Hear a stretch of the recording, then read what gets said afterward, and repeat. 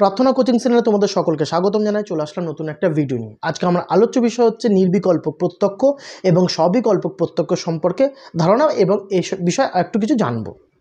তো সবার আগে জানি নির্বিকল্প প্রত্যক্ষ। দেখো, নির্বিকল্প প্রত্যক্ষের সংজ্ঞাতেই বলা হয়েছে নিষ্প্রকারকং জ্ঞানম নির্বিকল্পকম, অর্থাৎ যে প্রত্যক্ষে বিশেষণ নেই তাকেই বলছে নির্বিকল্প প্রত্যক্ষ। নি যুক্ত বিকল্প থেকে নির্বিকল্প কথাটি আসছে। নি কথার অর্থ হচ্ছে নেই এবং বিকল্প কথার অর্থ হচ্ছে বিশেষণ, অর্থাৎ যে প্রত্যক্ষের ক্ষেত্রে বিষয়টির বিশেষণ নেই বা শূন্য তাকেই বলছে নির্বিকল্প প্রত্যক্ষ। আরেকটু জানবো নির্বিকল্প প্রত্যক্ষ সম্পর্কে। দেখো, এই নির্বিকল্প প্রত্যক্ষে যে বিষয়টি আমরা প্রত্যক্ষ করছি তার কিন্তু গুণ সম্পর্কে আমরা কোনো ধারণা পাই না।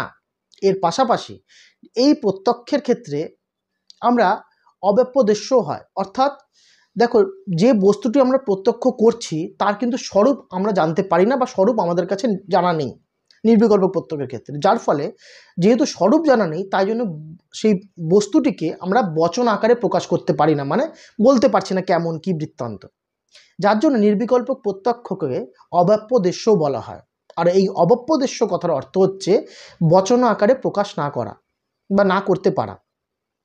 ঠিক আছে, যেরকম আমরা যা কিছু দেখি না কেন সেটা বলি তো, বা কি সুন্দর, বা এটা এই কাজে লাগবে, বা এত নীল কালারের জিনিস, ঠিক আছে, আমি যে কালারের পিঙ্ক কালারে এটা পরে আসছি তো পিঙ্ক কালারের জামা, তো এই হচ্ছে অব্যপদেশ্য যদি আমি এটা বচন আকারে প্রকাশ করতে না পারি। আবার নির্বিকল্প প্রত্যক্ষের ক্ষেত্রে যেহেতু নির্দিষ্ট জ্ঞান আমরা লাভ করতে পারছি না তাই জন্য একে ব্যবসায়ত্বকও বলা হয়। এই গেল নির্বিকল্প প্রত্যক্ষ। নেক্সট আসছে সবিকল্প প্রত্যক্ষ। দেখো, সবিকল্প প্রত্যক্ষের সংজ্ঞাতেও বলা হয়েছে স্বপ্রকার জ্ঞানম সবিকল্পকম, অর্থাৎ যে প্রত্যক্ষে বিষয়ের বিশেষণটা আমরা লাভ করি তাকে বলা হয় সবিকল্প প্রত্যক্ষ। আবার যদি এটাকেও ভাঙি তাহলে পাচ্ছি কি স্বযুক্ত বিকল্প সমান সমান সবিকল্প। স কথার অর্থ হচ্ছে আছে, বিকল্প কথার হচ্ছে বিশেষণ, আমরা আগেই জানলাম। অর্থাৎ যে প্রত্যক্ষে সেই বিষয়টির বিশেষণ আমাদের কাছে, মানে বিশেষণ গুণ তারপর হচ্ছে নির্দিষ্টভাবে ধরা দেয় আমাদের কাছে, তাকে বলা হয় সবিকল্প। আর এই সবিকল্প প্রত্যক্ষে আমরা কি হয় সেই বিষয়টির স্বরূপ আমরা জানতে পারি এবং গুণ সম্পর্কে ধারণা পেতে পারি। তাই জন্য এটি অব্যপদেশ্য না, মানে আমরা বচন আকারে প্রকাশ করতে পারি। একই সাথে এই সবিকল্প প্রত্যক্ষের জন্যই আমাদের নির্দিষ্ট জ্ঞান লাভ করে থাকি। যেমন উদাহরণ হিসেবে বলতে পারি, ধরো তুমি যে পেন দিয়ে লিখছো, মানে তোমার সামনে একটা হয়তো লাল পেন পড়ে আছে, আমি বলি কি লাল রঙের পেন, বা একটা ঘট নীল রঙের ঘট, ঠিক আছে। তো এইগুলো হচ্ছে সবিকল্প প্রত্যক্ষ, যেগুলো আমরা বচন আকারে প্রকাশ করতে পারি এবং তার গুণ সম্পর্কে আমরা পাই, তার স্বরূপ জানতে পারি। এটা হচ্ছে সবিকল্প প্রত্যক্ষ। নির্বিকল্প প্রত্যক্ষের ক্ষেত্রে আমরা স্বরূপ জানতে পারছি না, গুণ সম্পর্কে ধারণা নেই, এটা হচ্ছে নির্বিকল্প প্রত্যক্ষ। সবিকল্প প্রত্যক্ষের ক্ষেত্রে আমরা সঠিক ধারণা পাই, নির্বিকল্প প্রত্যক্ষের ক্ষেত্রে সঠিক ধারণা বা জ্ঞান লাভ করতে পারি না।